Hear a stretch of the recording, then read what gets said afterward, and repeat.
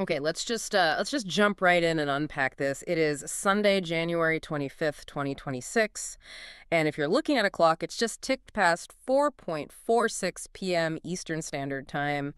And if you are anywhere near the Commonwealth of Kentucky right now, you probably don't need me to tell you what's happening outside your window. Oh, no. In fact, looking out the window might be the only thing you can do right now. It really is the only option for, thousands and thousands of people at this exact moment. We aren't just talking about a cozy little winter afternoon. No. This isn't just watching a few flakes fall while you're sipping cocoa. We are right now in the middle of a historic, and I mean life-threatening, winter storm. Historic is such a heavy word, but I think it fits here. It really does. We're looking at a system that has just hammered the entire region, and we're tracking data specifically coming out of Lincoln County and the surrounding Bluegrass region. And the one word that keeps coming up in all the reports is paralyzed. It is. The area is just locked down. Paralysis is the correct meteorological term and, honestly, the correct economic term for today. Yeah. We have a convergence of factors here that you just don't see every year, or even every decade for that matter. Right. So here's our mission for this deep dive. We have a massive stack of sources in front of us. Articles, raw data, infrastructure reports from the state. And we aren't just going to give you a weather forecast. I mean, you have apps for that on your phone. Assuming your power is still on. Exactly, assuming your Wi-Fi is even working. We want to treat this great Kentucky blizzard of 2026 as a major storytelling event. That's the key. We need to peel back the layers here. We need to analyze the actual physics and meteorology that are driving this incredible violence. But we also have to get granular on the where, because a storm isn't just some big colored blob on a map. It's impacting Stanford in a completely different way than it's impacting, say, Waynesburg. Right. We're going to do a full community-by-community breakdown. We're going to talk about survival, about the state of the infrastructure, which, I mean, is hanging by a thread in some places. Oh, absolutely. And we have to place this in its historical context. How does this blizzard stack up against the legends, the storms of the past? But before we get into all the heavy science, I want to tease something that just jumped out at me from the sources. Two phrases.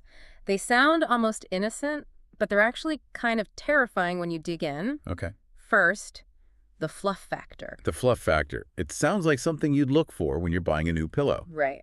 But in this context, it is the primary antagonist of the entire day. And the second phrase, this is the one that gets me, is the flash freeze. That is the threat that's just lurking in the shadows for later tonight. That's the sequel to the storm. The snow right now is Act 1. The flash freeze, that's Act 2. And it might be worse. So let's dive in. Let's start with the origin story. How did we get here? Because yesterday, things seemed relatively normal. What changed so dramatically? To get a storm of this magnitude, one that shuts down an entire region like this, you need a collision. You need what meteorologists call a perfect storm scenario, where multiple atmospheric players all decide to meet on the exact same playing field at the exact same time. Okay, so set the stage for us. Who are the combatants in this atmospheric wrestling match? All right. In the blue corner, coming from the north, we have System A. This is a classic Alberta clipper. An Alberta clipper. I always picture a fast ship with, big sails when I hear that term. And that's actually a great analogy because speed is its defining characteristic. A clipper, meteorologically speaking, is a very fast-moving, low-pressure system that just sweeps down from the Canadian provinces. Alberta, I'm guessing. Specifically Alberta, hence the name. It basically rides the jet stream like a highway southeast into the United States. And what's it bringing to the party? What's its contribution? Cold, just pure, unadulterated Arctic air. This clipper blasted down late last night, and it effectively opened the freezer door on the entire Ohio Valley. That is why we saw temperatures plummet so rapidly this morning, down into the teens. It set the stage. It froze the ground. It froze the air column. Okay, so we have the cold air locked in place, but cold air is usually pretty dry, right? Where did all the snow come from? That enters from the red corner. System B. We had a completely separate low-pressure system moving up from the south, and it was just loaded, absolutely saturated with moisture from the Gulf of Mexico. Okay. Now, usually in a standard winter, these two systems might just miss each other. The clipper moves by too fast, or the southern low stays too far south. Like ships passing in the night. Exactly. Yeah. But in this case, the timing was perfect, or I guess perfectly bad, depending on your perspective. They collided early this morning, right over the Commonwealth of Kentucky. And when you smash that bitter, dry Arctic air into warm, moisture-rich Gulf air, What happens? You get atmospheric fireworks. The technical term for what happened over Kentucky is explosive cyclogenesis. Explosive cyclogenesis. Yeah. That is one of those great scientific terms that sounds exactly like what it is. It sounds No. volatile. It is extremely volatile. It refers to a very rapid drop in atmospheric pressure. The storm system essentially bombed out.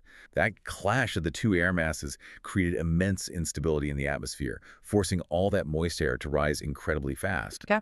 And as that moist air rose and slammed into the Arctic air from the Clipper, it condensed into snow at just an incredible rate. And we can actually see the evidence of that if we look at the radar sources we've got here. We're looking at a live special report that's using the KLVX WSR-88D radar. That's the big Doppler station at Fort Knox, Louisville. That's the one.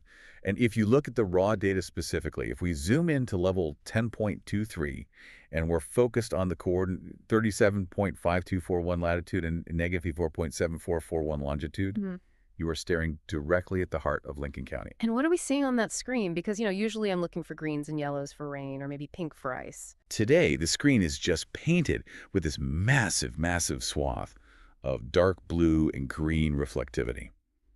Now, in the summer, green means rain. But in this specific winter calibration, that dark blue and green signal moderate to heavy snowfall intensity. So it's a wall of snow. It is a solid wall of snow.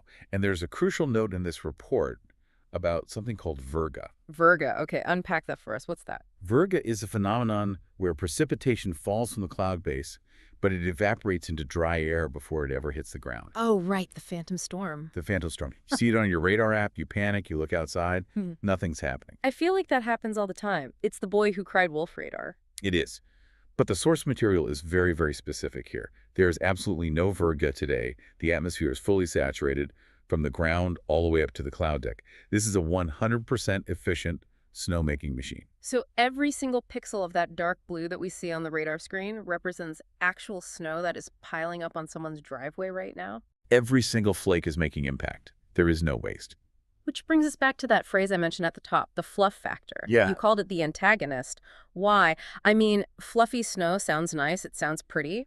It is pretty, but it's mathematically deceptive. And to understand why, we have to talk about something called the dendritic growth zone. The dendritic growth zone. Okay, that sounds like we're in a biology lab, not a weather report. It does, but it's pure atmospheric physics. Dendritic just refers to the shape, the dendrite. That classic six-sided branching star shape that you used to cut out of paper in elementary school. Sure. That's a dendrite. Okay. And there's a very specific layer up in the atmosphere where the temperature and the humidity are perfectly aligned to grow these large, complex, beautiful crystals. And right now, that zone is sitting directly over Lincoln County. And the temperature is the key ingredient, right? It is the absolute key. The temperature in that cloud layer is hovering right around 20 degrees Fahrenheit. Which is pretty cold. It's the Goldilocks zone for snow.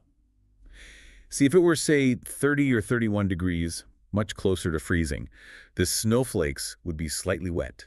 They'd be sticky. They'd act like Velcro, clumping together on the way down, creating those big, heavy globs of snow. The kind that makes a great snowball, but gives you a hernia when you try to shovel it. Precisely. That's your heavy, wet cement snow. But at 20 degrees, the flakes are extremely dry. They don't stick to each other at all. They fall as these individual powdery crystals. They stack up like feathers. And this changes the math of the storm. It changes it drastically. Meteorologists use a metric called the snow-to-liquid ratio. The standard baseline ratio is 10-to-1. That means 10 inches of snow, if you melted it down, would equal 1 inch of water. Okay, that's the benchmark. Today, because of that Arctic air and that dendritic growth zone sitting overhead, we are looking at a 15-to-1 ratio. Wow. So nature is just fluffing the pillow. For every 1 inch of liquid potential in the clouds, we're getting 15 inches of accumulation on the ground. It's mostly air. It's incredibly low density. And while you might think, oh, great, that's easier to shovel, it creates a massive, massive problem for visibility and for containment. Because the wind can just push it around so easily. Effortlessly. A 10-mile-per-hour breeze can pick this stuff up and move it across an entire county. It doesn't settle. It flows almost like a fluid. And that is why the fluff factor is so dangerous. It turns the world into a snow globe that just never stops shaking. All right, so let's look at the situation on the ground right now. We've got some vital stats here from the report, time-stamped at 4:46 p.m. Let's run through the numbers. Okay, the thermometer reads between 20 degrees and 22 degrees Fahrenheit. Which, again, sounds cold, but maybe not, Arctic expedition cold. Not until you factor in the wind. And that's the real story. We have sustained winds of 13 to 15 miles per hour coming straight out of the northwest. And the gusts are hitting 25 miles per hour. And when you combine 20 degrees with a 25 mile per hour, yes. You get a wind chill factor of 7 to 11 degrees Fahrenheit. That's the feels like temperature. And that's the only number your skin actually cares about. That is biting cold. That's the kind of cold that just finds the gap in your scarf instantly. And what about the accumulation total so far? How much is on the ground? Generally, the region is seeing 6 to 9 inches so far. But, and this is a huge process, because of that fluff factor we just talked about, the drifts are skewing all the data. So the measurements are all over the place. Exactly. You might have a patch of bare pavement where the wind has scoured it clean, and then 5 feet away, you have a drift that's already exceeding 18 inches. And it's not over yet. It's still coming down. Not at all. The rate of snowfall right now is about 1 to 1.5 inches per hour. Earlier today, during the peak of that collision, it was exceeding 2 inches per hour. 2 inches an hour is just incredible. I mean, you go inside to watch a movie for 2 hours, you come back out, and your car has literally disappeared. It buries landmarks. Yeah. It changes the landscape completely. The report touches on the visuals of this event. It calls the scene a canvas for storytellers and adventurers. And there's this really strange dichotomy that we have to acknowledge. The tension between the beauty and the danger. Exactly. You look outside your window, and it is undeniably beautiful. It's pristine, it's quiet. But that beauty is a trap, isn't it? It absolutely is. Winter storms are probably the most deceptive of all natural disasters. A hurricane looks scary. A tornado looks absolutely terrifying. A blizzard, it looks peaceful. It quiets the acoustic environment because all that air in the snow absorbs sound waves. So the whole world goes silent. It looks like a painting. But if you step into that painting without being fully prepared, that 7-degree wind chill attacks you immediately. Let's zoom in now from the regional view down to the street level. We promised a community-by-community breakdown because Lincoln County is a big area, and the conditions really do vary. Let's start at the heart of it. Stanford, the county seat. Okay, Stanford is currently sitting in a really fascinating spot, meteorologically. At 4:46 p.m., the report indicates a temporary lull. The heaviest bands of snow have shifted slightly to the east. A lull can be dangerous, though, right? It gives people a false sense of security. That is exactly what the report warns. It says this lull is deceptive. Do not think it's over.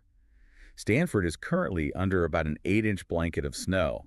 And the visual description here is really evocative. It says the historic courthouse is shrouded in blowing snow, barely visible from even a block away. And the roads in town, I can only imagine. Main Street is completely impassable for any two-wheel drive vehicle. If you have a sedan, you're not moving. And the intersection of US 150 and US 27, which is really the crossroads of the entire county, is described as just treacherous. I want to talk about the plight of the snowplow drivers in Stanford right now. The Kentucky Transportation Cabinet, the KYTC, they have crews out there, but they're fighting a losing battle, aren't they? It goes right back to the physics of the fluff. A plow driver clears a lane on US 27. He looks in his rearview mirror, and it looks good. It's clear. Right. But 5 minutes later, a gust of wind picks up that dry, powdery snow from the fields and the roadside and just blows it right back across the pavement. It's like shoveling sand in a windstorm. It is a Sisyphean task. They clear it, the wind replaces it. So even if you see a plow go by your house, do not assume that road is cleared 10 minutes later. Okay, let's head south from there to Waynesburg. What's the story? Waynesburg is experiencing what the report is calling the deep freeze. Geographically, it's just sitting in the coldest pocket of air in the region right now. The feels like temperature there is a consistent 11 degrees. And the snow itself? Is it different there? It's described as a steady, hypnotic fall, just medium flakes. But the real story in Waynesburg is isolation. This is a much more rural area. You have long driveways, you have roads that wind through the ridges. And those are gone. Those rural roads are completely snowed in. If you live in Waynesburg, you are essentially on an island right now. Wow. You really are. The report mentions that residents are relying on wood stoves. And there's something so primal and traditional about that. When the modern heating grid struggles, we go right back to wood. And I noticed a specific survival tip mentioned for these isolated areas. They called it the 24-item rule. What is that? I love this detail. It's a psychological tool. It's not about supplies. It's about your mindset. It says, If you have 24 items of food in your fridge or pantry, now is the time to inventory them. It's a reality check. It is. Yeah. Because when we feel trapped, our instinct is to panic about what we don't have. Oh no, I don't have any milk. Right. But this rule forces you to look at what you do have. You have a can of beans, you have some frozen chicken, a bag of rice, some pickles. You have 24 items. You are not going to starve. It shifts you from panic mode to resource management mode. Okay, time to get creative with dinner. Exactly. It's the Chopped Basket Challenge Blizzard Edition. All right, let's move east now to Crab Orchard. Crab Orchard is dealing with a totally different beast, the whiteout. It's catching the tail end of a very, very heavy snow band that's moving over toward Rockcastle County. But the geography is the real enemy here. It's very hilly over there. Rolling hills. Hills plus snow equals slide-offs. But when you add in the wind, they are reporting severe whiteout conditions on KY 39. Visibility is less than a quarter of a mile.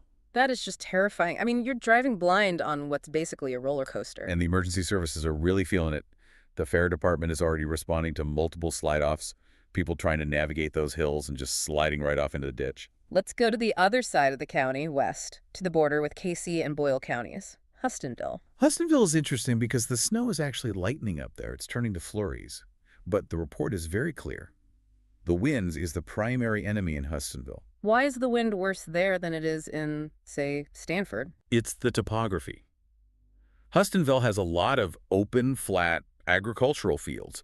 There are no windbreaks, no dense forests or tall buildings to slow the wind down. So the wind just has a runway to build up speed. It screams across those open fields, picks up that powdery 15-to-1 snow we talked about, and just deposits it in massive drifts right on the roads. The report mentions drifts over 2 feet high on KY 78. 2 feet. That's enough to stop a truck, let alone a car. Oh, absolutely. Residents are getting trapped in their own driveways, not because of the snow that's falling, but because the wind decided to build a wall in front of their car. And finally, let's go to the high ground. Kings Mountain and Moreland. The Knobs region. The higher elevation usually means more snow accumulation, which is true here. But the specific crisis in Kings Mountain is the tree canopy. The trees are failing. The weight of the snow on the limbs is becoming critical. In the heavily wooded areas, you're just hearing branches snapping all over the place. And when branches snap in a forest... They take the power lines with them. Exactly. Kings Mountain is where we're seeing the first reports of power outages, specifically due to lines going down in the woods. Which transitions us perfectly to the infrastructure discussion. We've talked about the weather. Now let's talk about the systems that we all rely on. The roads are obviously a mess, but travel paralysis seems to be the official status. The sheriff isn't mincing words. It's a blanket travel advisory for the whole county. They are urging, basically begging everyone to stay off the roads. Okay, let's look at the main arteries. U.S. Highway 27. What's it like? Snow covered with packed ice underneath. And that packed ice underneath detail is absolutely crucial. That's the layer you can't see. It's the hidden danger. Friction from the traffic that was out there earlier today melted the very first layer of snow, which then instantly refroze. So you have a sheet of ice hidden under 6 inches of powder. So you have zero traction. Absolutely none. The advisory says 4x4 with chains only. Which is really code for nobody drive. Exactly. Almost no civilian vehicles carry chains anymore. If you don't have chains, you don't belong on Highway 27 today. And what about US 150? One lane is technically open, but it's drifting heavily. It's a slalom course. And the smaller state roads like KY 78, KY 1247, those are just closed to all non-emergency traffic. So the circulatory system of the county has effectively stopped. Let's talk about the nervous system, the power grid. You mentioned Kings Mountain. What's the broader picture? The main providers, Intercounty Energy and Kentucky Utilities, are reporting about 450 homes without power right now. Okay, 400. In the grand scheme of things, that doesn't sound like a massive blackout yet. It's not a grid collapse, no. But if you are one of those 450 families and the temperature is dropping towards single digits tonight, it is a life-threatening crisis. And the real problem is the repair logistics. They can't get to the brakes? The crews are staged. They're sitting in their trucks right now, ready to work. But they cannot physically reach the down lines in the woods south of Stanford because the roads are impassable. It's a catch-22. You can't fix the power until the plows clear the road, but the plows are fighting a losing battle against the wind. Exactly. And this brings up a critical safety warning that the report highlights in bold letters. Generators. Oh, we see this every single storm. every time. Every time. If your power goes out and you're lucky enough to have a generator, never, ever, ever run it inside. Not in the garage with the door cracked, not on a covered porch. Carbon monoxide is a silent killer. It has no smell, no color. You just go to sleep and you don't wake up. Yeah. Keep the generator at least 20 feet away from the house. It is not worth the risk. Let's shift gears now to the economy. It's Sunday. Usually Sunday commerce is slow, but today it is non-existent. Sunday commerce is zero. Restaurants, retail, gas stations, everything is locked up tight. Huh. But the economic impact goes way beyond just missed sales at the local dollar store. You have to think about the supply chain. We rely on just-in-time delivery for everything now.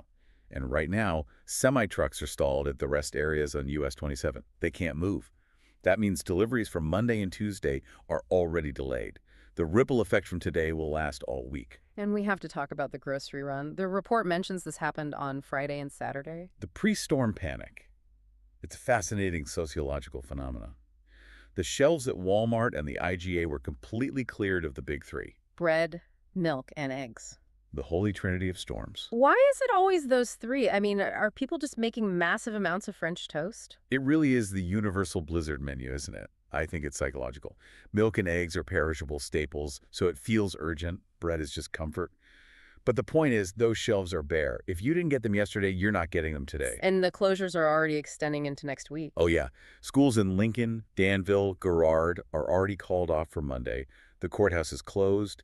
The economy has effectively pressed the pause button. Amid all this shutting down, there are still people trying to document it. The report has this interesting section called The Storyteller's Perspective. It acknowledges that for some people, this is an adventure. It is. It even references local storytellers, like Anthony Hayes III, who goes by Moon Guy. Moon Guy, that's a great name. It highlights that there's a real art to capturing an event like this. But you know, have you ever noticed when you take a picture of snow with your phone, it always looks gray? Yes. It looks so gloomy and dull. It never looks as bright and white as it does to my eyes. The report actually explains the physics of that. Your camera has a light meter inside, and its job is to find an average exposure, something called middle gray. Okay. When you point it at a scene that's 90% bright white snow, the camera basically panics and thinks, whoa, that's way too much light. So it dims the image to compensate. It underexposes the shot to try and bring that bright white back down to a middle gray. That's why your snow always looks dirty in photos. So what's the fix? How do you trick it? You have to outsmart the camera. The tip is to manually overexpose by 1 to 2 stops. Yeah. You have to tell the camera, no, I actually want this to be bright white. That's a great tip. And there was a warning about batteries, too. Oh, yeah. Batteries hate the cold. The lithium-ion chemistry just slows down drastically in freezing temperatures. A battery that usually lasts you all day might die in 20 minutes out here. So you have to keep them warm? Keep your spares in an inner pocket right up against your body heat. Do not leave them in your camera bag in the car. Now let's place this storm in history. We love to compare storms, don't we? Oh, this is just like 94, or this reminds me of the ice storm in 03. How does 2026 stack up against the greats? The report plays the comparison game brilliantly. It doesn't just say one was worse than another. It identifies the defining characteristic of each of these legendary storms. Okay, let's run through them. 1994. The 1994 blizzard is the all-time benchmark for cold. We're talking actual air temperatures of negative 20 degrees Fahrenheit, records that still stand today. Today is cold, but it's not negative 20 cold. All right, 2003. That was the ice storm. That storm was defined by grid destruction.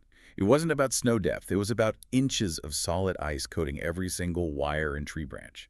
People were without power for weeks. Today we have snow, not ice.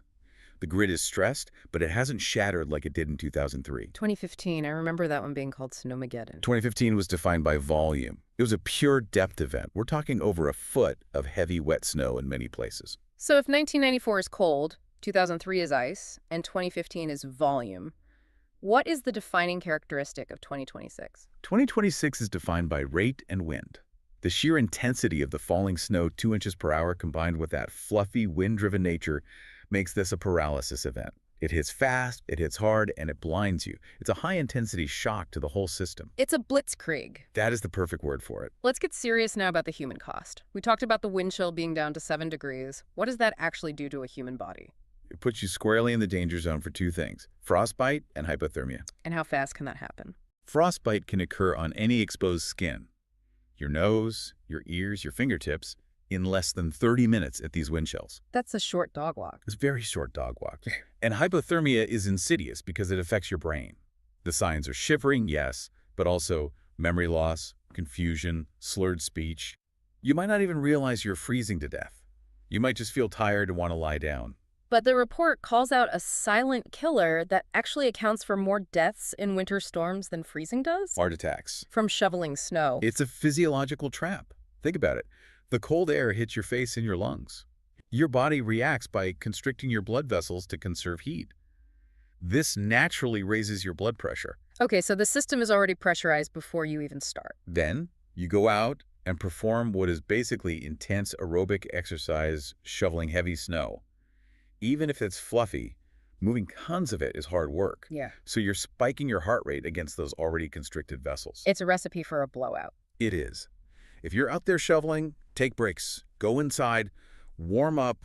Do not try to push through the pain. It is not worth dying for a clean driveway. And we have to look out for the animals, too. The rule is so simple.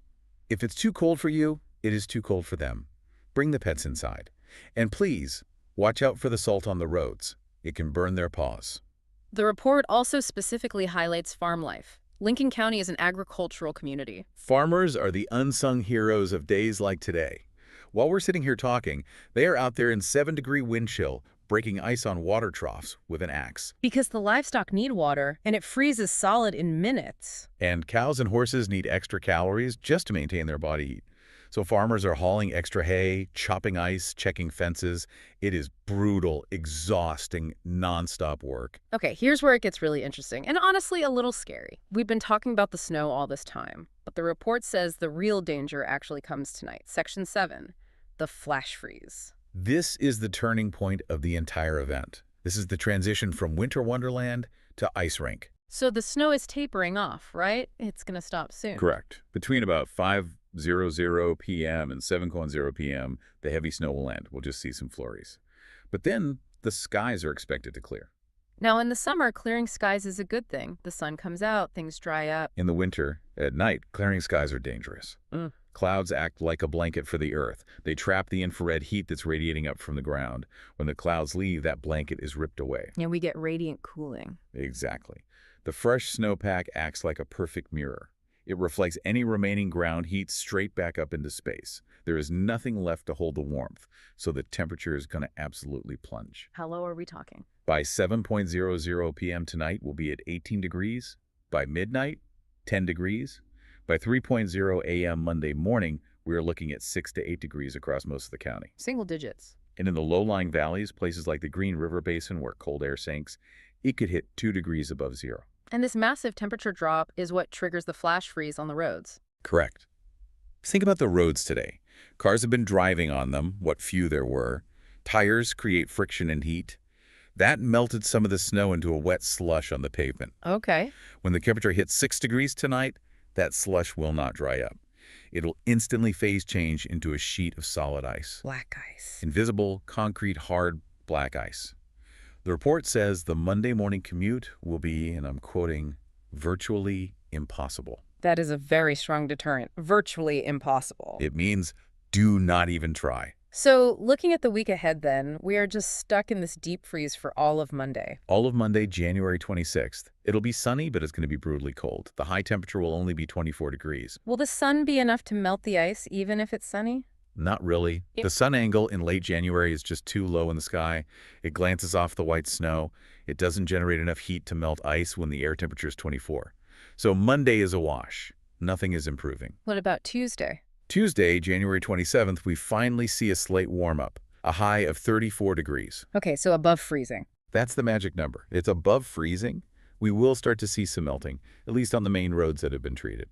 And then Wednesday gets messy, I see. Wednesday gets ugly, a high of 38 degrees, but with rain showers moving in. Oh, rain on top of all that snow. It's the ugliest weather combination there is. It creates a nightmare of slush. But the real risk on Wednesday is actually localized flooding.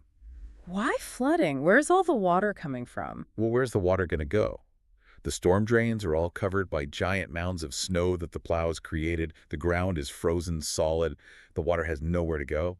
So you can expect massive puddles and slushy flooding all over the place. But there is a light at the end of the tunnel, Thursday. Thursday, January 29th. Tell us about the promised land of Thursday. It looks like the perfect winter day. Clear, beautiful, a high near 40 degrees. The melt will be efficient. The roads will finally start to clear up for real. And the report had a very specific, and I thought very charming, shout out for Thursday. It did. And noted that Thursday will have the perfect weather for a birthday. Specifically for someone who is turning 24. That is so specific. I love it. Well, happy birthday to that random 24-year-old in Lincoln County. You get the best day of the week. Enjoy the sunshine. You earned it. So bringing all of this together now, we've covered the science, the survival, the history. What is the big takeaway for you, for the listener, right now at this moment? Summary is urgent. The winter storm warning remains in effect. We have 6-9 inches on the ground. We have single-digit wind chills coming. And that stay-put mandate from the sheriff is not a suggestion. The roads are treacherous. The power grid is fragile. If you do not have to leave, do not. And look out for each other. That's the part of the community breakdown we can't measure with a radar. Check on your elderly neighbors, share your photos, but do it safely from inside. Conserve your heat. You know, spending the last hour unpacking all of this, it really highlights the dual nature of these events. On one hand, the economy is completely paralyzed, travel is dangerous, our systems are failing, it's chaos. But on the other hand, It's this quiet, alien beauty. It's a total interruption of the status quo. it presses the pause button on everything. That's a great way to put it. Nature just pressing pause. We run around so much, we're all so busy, and then a low-pressure system hits an Alberta clipper, and suddenly we're all forced to just stop. It really raises the question, how resilient are we, really? We have high-tech Doppler radars, we have heated seats in our cars, we have internet connectivity. But when that dendritic growth zone decides to park itself overhead, an entire region is stopped in its tracks for 48 hours. It's a humbling reminder, isn't it? When the power flickers and the roads vanish, we aren't consumers or employees anymore. We're just people huddled around a wood stove or wishing we had one. Something to mull over while you count the 24 items in your fridge. Stay warm out there, everyone. And stay safe. Catch you on the next deep dive.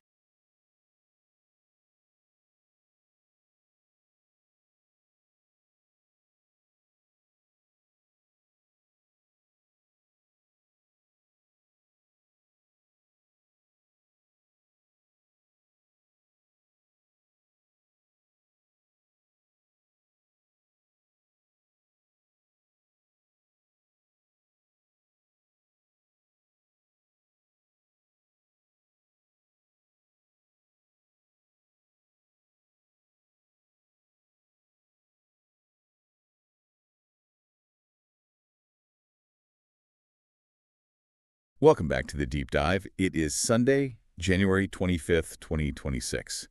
And if you are listening to this, there is a very, very good chance that your immediate reality involves a lot of blankets, a very cold window, and maybe a little bit of anxiety about the power staying on. Or, yeah, depending on your zip code, you might be staring out at a landscape that looks less like your front yard and more like, I don't know, a sheet of solid glass. We are recording this right in the thick of it. We decided we had to clear the decks today to focus entirely on one singular, absolutely massive event. We're talking about the winter storm system that utility companies in the National Weather Service are now referring to as Winter Storm Fern. It is currently carving a massive path across the eastern two-thirds of the United States. Yeah, carving is exactly the right word. This isn't just a weather system passing through, it's a continental scale event. We're seeing impacts stretching from the high deserts of New Mexico all the way up to the rocky coast of New England. It's just, It's huge. It really is. Yeah. And to help us wrap our heads around something this big, we've pulled together a pretty massive stack of sources. We aren't just looking at the weather app on your phone today. No, definitely not. We've got the internal briefing charts from the National Weather Service, official warnings from NOAA. We've got local on-the-ground reporting from Louisville Public Media, WUNC in North Carolina, reports from Bowling Green. And a mountain of official government declarations, utility outage reports. I mean, the stack is a foot high. It really is. And looking at this stack, the mission for this deep dive became Well, it became clear very quickly. We need to move beyond the standard, here's the forecast stuff you get on the TV news. Right. We want to understand the anatomy of a megastorm. Exactly. We aren't just looking at snow totals, though. I mean, those are impressive in their own right. We're looking at the life cycle of a disaster. We're going to talk about the physics of why ice is so much more destructive than snow, the immense, just the incredible mechanical strain this is putting on the power grid right now. And the human response, the shelters, the emergency crews. What happens on the ground when something like this hits? Because the headline numbers are already just staggering. As of this morning, Sunday morning, we have tens of millions of people under alerts. Tens of millions. We have over 750,000 people without power, and that's predominantly in the South. And that number's climbing. I mean, as we're talking right now, that number's going up. And the National Weather Service is using language that, quite frankly, should make everyone just pause for a second. They're calling this a catastrophic ice event for parts of the South, while at the same time predicting record-breaking, life-threatening colds for the North. It's a true multi-hazard monster. It's not one thing. It's 3 or 4 disasters all wrapped into one system. Okay, so let's unpack this. I want to start with the sheer scale, just the meteorology here. When you look at the NWS data in our stack, I mean, it feels like the map is just bleeding color. How big is this thing, actually? It's massive. We are seeing watches, warnings, or advisories in over 30 states. 30. That's more than half the country. More than half the country dealing with this single system at the same time. But here's the nuance that I think people often miss. Size matters. But in a storm like this, speed matters even more.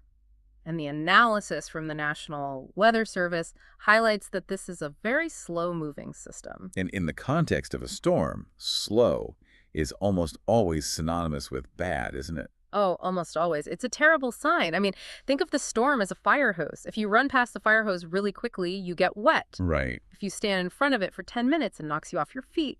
A slow-moving system just lingers. It has more time to pump all that moisture up from the Gulf of Mexico, lift it high into the atmosphere, freeze it, and then just dump it on your head for hours and hours and hours. So the duration is what drives these totals up to historic levels. Exactly. It's not just a quick hit, it's a prolonged assault. Okay, so it's big and it's slow. But let's talk about the type of precipitation, because this is where this term, the pink zone, comes into play. I keep seeing this in the Louisville and North Carolina reports. The pink zone. Yeah, the pink zone is the meteorologist's nightmare. Why is that? Well, on a standard weather map, you've got blue for snow, you've got green for rain. Pretty simple. But in between, you often see this band of pink or purple.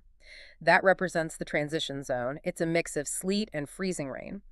And in winter storm firn, that transition zone is incredibly wide and incredibly potent. The sources show a really stark divide. So in the north, places like Evansville, Indiana, or central Ohio, they're getting absolutely hammered, but it's snow. Right. Heavy snow. Evansville could see, 12 to 18 inches. Central Ohio's looking at 8 to 12. Which is a very significant snow. I mean, don't get me wrong. That'll shut things down. But snow, mechanically speaking, is fairly simple. It piles up. You can plow it. You can shovel it. It doesn't, adhere to things with the force of epoxy. Right. The real danger, the catastrophic danger, lies in that pink transition zone that you see in those reports from Kentucky and North Carolina.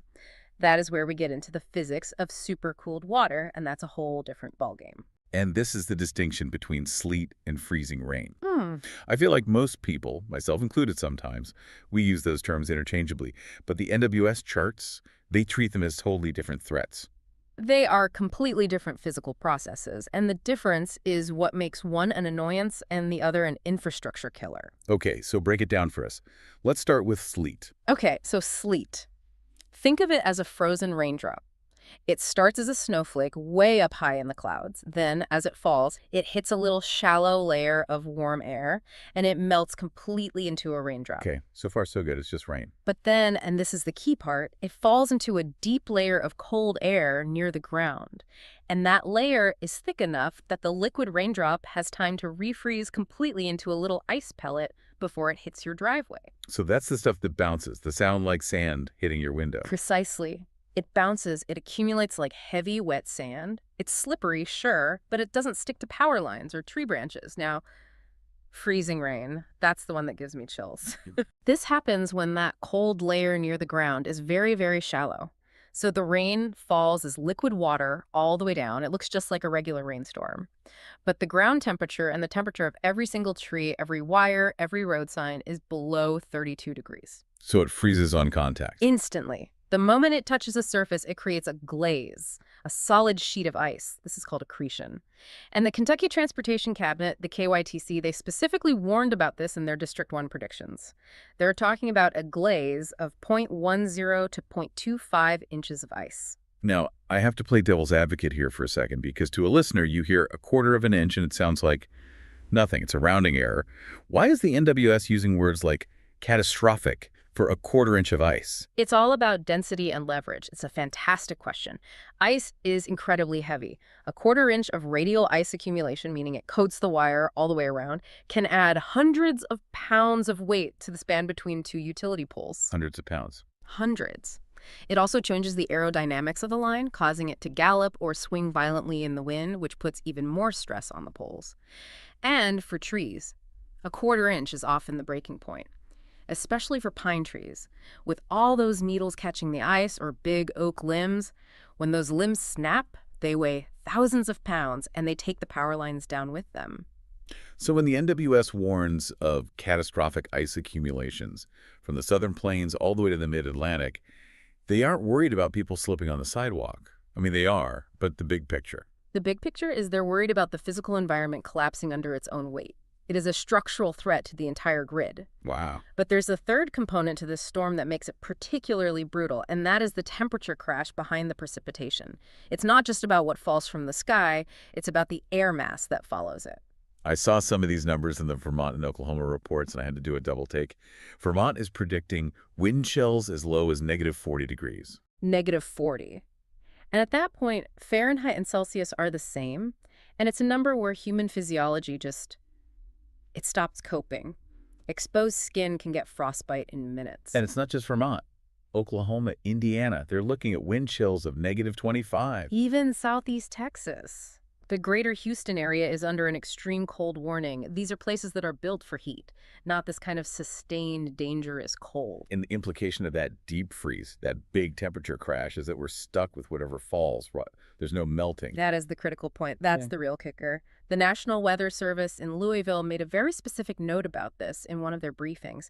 They said the ice and the snow will not melt efficiently throughout the week because the high temperatures won't even get above freezing. So if you get an inch of ice on your driveway today, on Sunday, it's probably still going to be there on Wednesday or Thursday. Probably. And that turns a 24-hour storm into a week-long ordeal. It creates a compound disaster. You can't clear the ice because it's too cold for the salt to work effectively, which I know we'll get to later.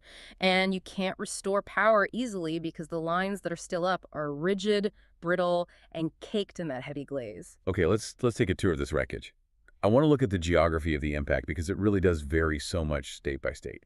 Let's start in the South, where they are arguably the least equipped to handle this kind of thing. Yeah, it is a truly chaotic scene down there right now. In Texas, Governor Greg Abbott has already issued disaster declarations for over 130 counties. 130? That's a huge portion of the state. A massive swath of the state. And you can see the psychological impact in the reports coming out of Houston. We have sources quoting grocery store owners saying their phones are ringing off the hook. It's panic buying. It's absolute panic buying. And honestly, given the history of the grid in Texas after Uri in 2021, can you really blame them? There's a real trauma response happening there. It's even affecting civic life. There's a special election runoff for the 18th Congressional District that's being severely impacted. Then you move a little east over to Arkansas. Governor Sarah Huckabee Sanders, she's declared a state of emergency. But I was struck by the tone of the transportation officials there. It felt different. Yes, the transportation spokesperson, Dave Parker. His quote stood out to me, too. He called this a very difficult battle, and he specifically noted it's unlike their typical storms. What does that mean, unlike their typical storms? Well, usually Arkansas might get a quick hit of snow, a few inches, and then the sun comes out the next day and it's 45 degrees and it all melts. Right. It's a one-day problem. Exactly. This is a prolonged siege of ice followed by Arctic cold. They are bracing for something they just don't have a playbook for. Their equipment, their manpower, it's not set up for a multi-day ice event. And Alabama seems to be in the exact same boat. Governor Kay Ivey declared a state of emergency for 19 counties. Her Her quote really summed up the Southern perspective on this for me. What'd she say? She said, "In Alabama, we are no stranger to Mother Nature. However, when it comes to winter weather, we are not as familiar." Wow. That's a very polite Southern way of saying we are completely out of our element here. That's what it felt like. And that lack of familiarity, that's dangerous. It means drivers don't know how to correct a skid on black ice. It means municipalities don't have fleets of salt trucks on standby. It's a systemic vulnerability. Okay, now let's move north, up to what really seems to be the epicenter of that ice and snow transition. Kentucky and Tennessee? Our source stack is incredibly detailed on this region. Yeah, this is where the battle is really being fought right now. Kentucky is right in the heart of that pink zone we were talking about. Governor Andy Beshear, he was ahead of this. He declared a state of emergency back on January 23rd, anticipating how bad it would be. And the local details are striking. In Paducah, the mayor, George Bray, he issued a local declaration. And look at the infrastructure impact there. The US 45 Ohio River Brookport Bridge is completely closed. Yeah, and think about why. Why close a major bridge so early? I assume because it ices over first. Exactly. Bridges freeze before roads. The cold air circulates underneath the deck, dropping the surface temperature much faster than a road that's insulated by the ground. So that metal bridge deck becomes a perfect skating rink, while the roads leading up to it might still just be wet. So it's a trap for drivers. It's a huge trap. They closed it at 7:00 a.m. Saturday. And because of that temperature crash we talked about, they have no idea when it's going to reopen. It could be days. And Louisville and Lexington, they're staring down history. The reports we have say this could be a top 10 snow event for them since records began in 1887. Think about that. 1887. That puts this in a true historical perspective. This isn't just a bad winter storm. This is a generational event for them. And then just south, in Tennessee, Memphis Mayor Paul Young has declared a state of emergency. But notice the shift in concern there. In Kentucky, they're talking about heavy snow accumulation. In Memphis, the conversation shifted from snow to ice. They were initially worried about a foot of snow, but the forecast trended warmer, just slightly, and now the primary threat is a devastating coating of freezing rain. and as we've established, ice is the infrastructure killer. And plows cannot clear ice effectively. I mean, you can push snow. You can't push a sheet of glaze that is chemically bonded to the asphalt without destroying the road or the plow blade itself. Okay, let's jump now all the way to the Northeast. They are obviously used to winter, but even there, this system is breaking records and causing all sorts of problems. It is. I mean, take Boston. This is a fascinating statistic I pulled from one of the local reports there.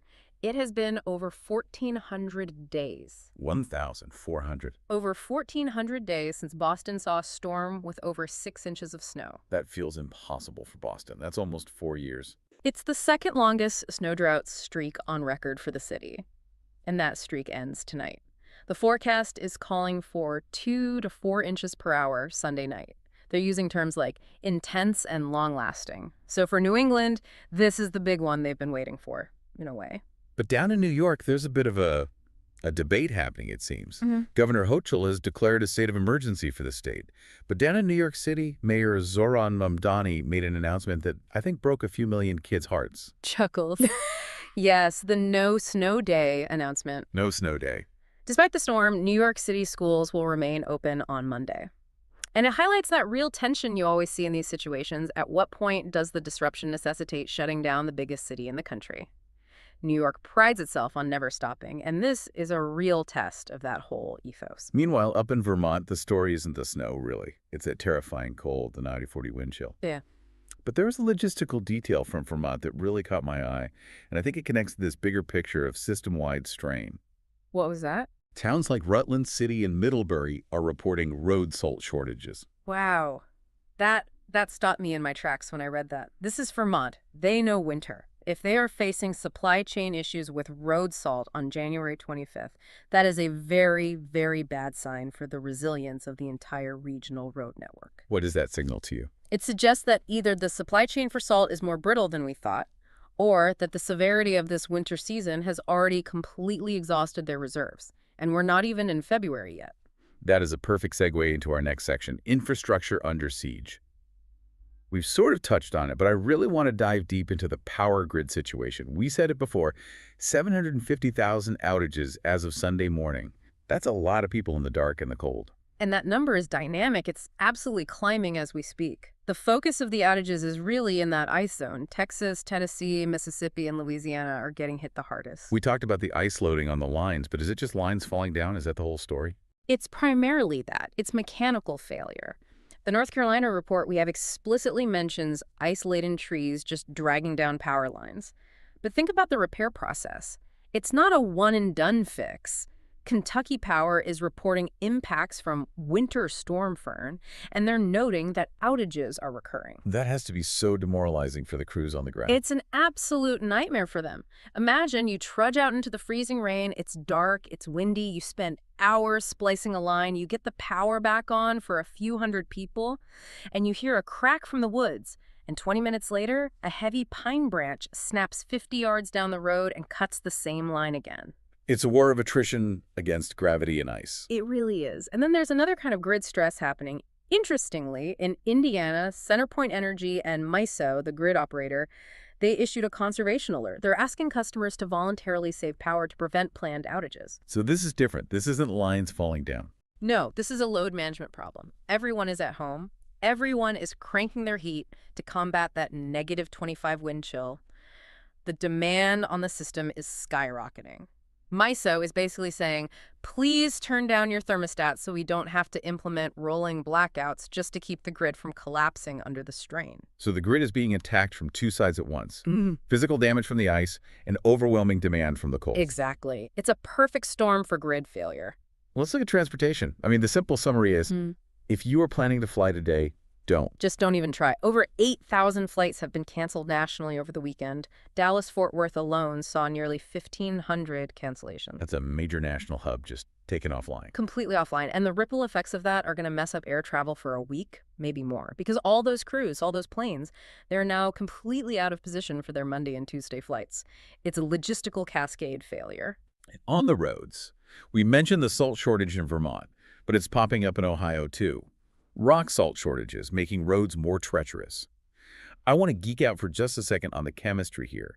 Why does the salt shortage matter so much right now in this particular storm? It matters because of the extreme temperature. Yeah. So salt works by a process called freezing point depression. It basically lowers the freezing point of water, so ice can melt even if the air is, say, 25 or 20 degrees. Okay.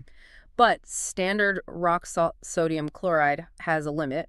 Once you get down to about 15 degrees Fahrenheit, that chemical reaction slows down dramatically. At 10 degrees or 5 degrees, it basically stops working. So at a -25-degree wind chill? Standard salt is just gravel. It does nothing but provide a little bit of traction. You need to use more expensive additives like calcium chloride or magnesium chloride to melt ice at those extreme temperatures, and those are always in shorter supply. So if you have a shortage of regular salt to begin with, and the salt you do have isn't working because of the brutal cold, the roads stay frozen solid. It seems like we're just outmatched by the physics of the situation. In many ways we are, but technology is trying to fight back. I want to highlight a really cool piece of tech that was mentioned in that Kentucky District 1 report. They talked about deploying their tow plows. Tow plows. Okay, what is a tow plow? Chuckles. Yes, I love these things. A tow plow is essentially a large steerable trailer that's pulled behind a standard plow truck. But the wheels on the trailer can be steered independently by the driver, so the driver can swing the entire trailer out into the adjacent lane. So it drives kind of diagonally. It crabs sideways down the highway. Exactly. And the trailer itself has a massive plow blade and a salt spreader on it.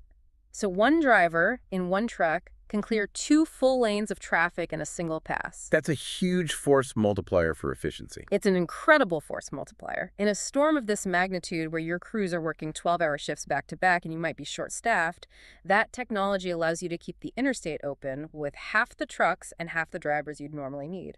And we also saw reports of pretreatment.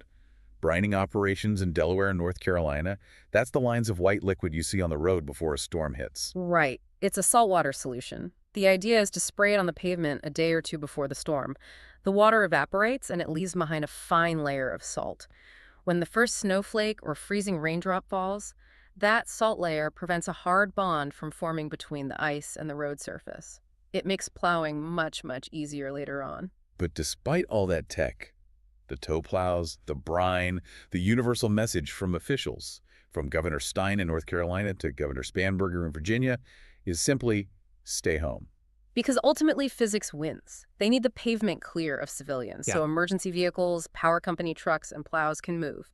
Every car that spins out into a ditch is a resource drain. It requires a police officer, a tow truck, maybe an ambulance, all resources that should be responding to life-threatening emergencies. And speaking of people in critical condition, let's pivot and talk about the human element. We can get so caught up in the maps and the megawatts and the meteorology, but this deep dive is really about people just trying to stay warm and stay safe. This is the most critical part, absolutely. When temperatures drop this low, especially with power outages, it becomes a life safety issue almost immediately. And the sources highlight the critical role of white flag shelters. Explain that term. I saw it pop up in the Salvation Army and the Bowling Green reports. So white flag is a designation used by emergency services and shelters. Typically, shelters have rules. They have entry times, capacity limits, sometimes sobriety or ID requirements. When a white flag event is declared, and that's usually triggered when the temperature or wind chill drops below a certain point, like 35 or 32 degrees, most of those barriers are removed. The priority just shifts from managing a facility to saving lives. Exactly. The doors open and they stay open 24/7. The goal is just to get people out of the cold. We saw this in Bowling Green, Kentucky. They have a program called Room in the Inn, which on a normal night actually uses a lottery system for beds because demand exceeds supply. A lottery system for a warm bed to sleep in. That's a very harsh reality to think about. It's heartbreaking, but during this storm, the mandate is different. It's to find space for everyone, even if it's just a cot in a hallway. We're seeing amazing stories, too, like Camp Hero in Fayette County offering rides to healthcare workers, making sure the people who save lives can actually get to the hospital to do their jobs. And there's a serious health risk for anyone who does have to stay outside. We have a quote in our stack from a Dr. Jeremiah Escajeda from Metro Health in Ohio. Yes, he was warning about frostbite, and his warning was stark. With wind chills near 0 or below, frostbite can develop on exposed skin in 30 minutes or less. And in children or the elderly, it's even faster. This isn't just about feeling cold, it's about your actual tissue dying from freezing. Then there's the other threat, the silent killer, carbon monoxide. This happens in every single major winter storm with power outages, and it is so tragic because it is so preventable. The power goes out, people get desperate to warm up or to cook a meal, and they bring charcoal grills or propane heaters or gasoline generators indoors. Or even just into the garage. Or into the garage or onto a covered porch. The officials in Bowling Green were extremely explicit in their warnings. Keep generators at least 20 feet away from the home. 20 feet, not right outside the door. Correct. The gas is odorless, it's invisible, and it can seep in through tiny cracks or vents. Spectrum, the cable company, even sent out text alerts about backup power safety for this very reason. It's that serious of a threat. It's not all grim, though. Amidst all this, we are seeing some incredible stories of community resilience. We really are. The BG Neighbors Aid Network hotline in Bowling Green is a great example of just grassroots organizing. It's literally neighbors checking on neighbors, especially the elderly, or the Baltimore Animal Rescue putting out an urgent call for foster homes for dogs so the animals don't freeze in the shelter kennels. And I loved the anecdote from Chicago Jim Mathis and Morgan McCluckey from the Orange Tent Project. Yes. Going out into the storm and setting up propane heaters for unhoused individuals in their encampments. I mean, think about that. That's dangerous work, hauling propane tanks around in the snow and ice. But it's absolutely life-saving work. It just shows that when the official systems are strained to their breaking point, neighbors and nonprofits, they step into that gap. So we have the storm itself, the infrastructure failure, the human response. Let's zoom out now and look at the ripple effects.